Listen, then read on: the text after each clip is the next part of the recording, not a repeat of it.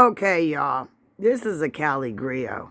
I'm over here on NBC, and I'm going to let you hear and see what these folks is talking about, because they got a way to cover up some mess. Listen to this. And the public health infrastructure that we need. So this is really about giving resources to overburden, under-resourced nonprofits that are working with people who use drugs to get access to resources that we know will lower the incidence of drug use, we know will connect people to treatment and housing and food supplies, and we also know works to reduce the likelihood of people. Now check out what's in this safe smoking kit. 100,000 people. Yeah, and y'all was right. Glass stems, glass pipes and stems. And networks drumming up all this misinformation and lies. Because the subtext here, which we really know what it is the federal government is giving free drugs to black and brown folks. Which brings me to you, Jason. Honestly, why all the outrage over the alleged free crack pipes, but much when it comes to things like Narcan and things that help, address opioid use and whatnot? Because crack is always associated with lowbrow black people, and even black people have perpetuated that. Agreed. We say crack is whack. Chappelle used to say, sprinkle some crack on it. We joke about it within the community. So the idea of being a crackhead or a basehead has all sorts of negative connotations, not just with white America, but with sort of respectability black America. Yeah. It's a very, very, very terrible attack. But here's what I think is more important. It speaks to the underlying issues that the Biden-Harris administration has with trust in the black community. Yeah. Because there are stories that you would hear. If you told me tomorrow that they were handing out free cell phones, right? You remember the Republicans tried to say free Obama cell phones? Nobody believed that. Yeah. Obama's not going to give you a free phone. So part of this is people still have certain distrust issues with this administration in the black community. That needs to be addressed as well. I agree with you. And Cassandra, you were actually somewhat critical of the Biden administration for what you saw as backtracking because responding to some of this right-wing outrage on the plan to provide comprehensive, safer smoking supplies, calling it a missed opportunity. If you had the ear of this president, let's pretend he watches Cross Connection every Saturday morning, what would you say to him? I would say to what I said before, which is make sure that health policy is dictated by evidence and science and not clickbait. And I think we have to have a conversation about framing. I think the way that the White House framed it made us susceptible to the right wing and drug warriors to really push forward this really racialized response. We are very clear. We're clear. We know what's happening. They're using Black people and our health as a political football. It's the same thing they're doing in education with teaching kids about racism and slavery. It's the same thing they're doing about us with people who use drugs. And the last thing I will say is it is not a coincidence that we're having this conversation when overdose is going up dramatically among Black Americans.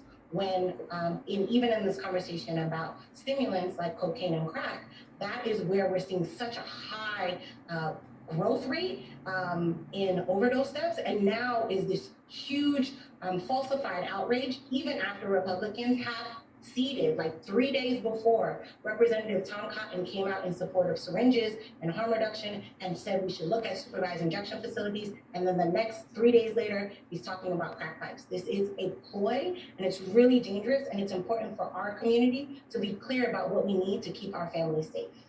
Yeah, absolutely. And, Jason, there was a study that examined the disparities in drug use. And listen, the arrest records and drug convictions nationwide over the past 30 years, you and I grew up during the fake war on drugs, during the years of Just Say No. When Dave Chappelle made that point, when you look at opioid, you just say no. What's so hard about that? Not really. Now we have all the empathy in the world for people. One thing that I think needs to be addressed in this, the government absolutely has some accountability to address the crack epidemic, given that they themselves were a kingpin, according to some reporting, particularly out of the San Jose Mercury News. The government used drugs to fund an illegal war in Central America by selling it to the Black community, according to reporting, according to hearings on Capitol Hill. I kind of feel like, this is your responsibility. It's not only responsibility, but also it's the cultural perception of responsibility, right? Yeah. There's a reason that, 10 years apart, we have shows like Snowfall, Yeah. which makes it very clear what the government was doing. And then we also have Breaking Bad, where it's like, oh, we feel sorry that a suburban white family has to sell drugs in order to pay their bills. So the government, you have elected officials who view drug use in the same way. Look, people who are using drugs, they are suffering. They need to be helped. It is to the benefit of all of us to help people who have drug addictions. And I don't care what color they are. But when the help is framed in racist context, when certain people are seen as victims and other people are seen as irresponsible, that is where the government has a role to play. That's where the Biden administration has to step up. And I also want to say this because we talked about it. This is also where internal African-American media has to be careful in how these stories get framed. There was a lot of conversations back and forth. Talk about it, call them out. I know what you're talking about. We're talking about BNC, but again, Aisha Mills, our friend, went and spoke and said, hey, look, we can't shed this information on our network. Black Enterprise did it. The Shade Room did it. Yeah. We have to be careful internally to not spread the same nonsense and misinformation. Yeah. And, mistakes happen, but you got to own it and you got to move forward. And this is no shade to the Shade Room, but a lot of people get information from the Shade Room, and so we want to make sure that they don't adopt the conservative talking points, because I like to see Black people who believe enough in Black people to not believe the things that they say about us, which is, centuries in the making. So Shade Room, if you ever need some input, like, we are your people, call us. We can always fact check for you. So thank you so much for this important conversation. I hope this clarified for folks who are interested in being informed what this whole crack pipe story was all about. Thank you, Jason Johnson and Cassandra Federic. Okay, y'all. So it looks like they're giving out crack pipes. They just don't want us to have a bad taste in our mouth when they say it. So you heard it here, CaliGriot, and I'm showing you MSNBC from February the 12th. So they get their copyright, and everything.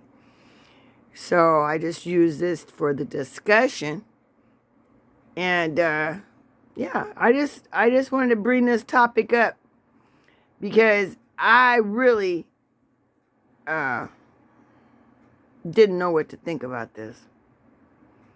And the way it's been told on the right and the left, we know it's one bird, one set of wings on the left and on the right. And what do we get? Crack pipes instead of reparations.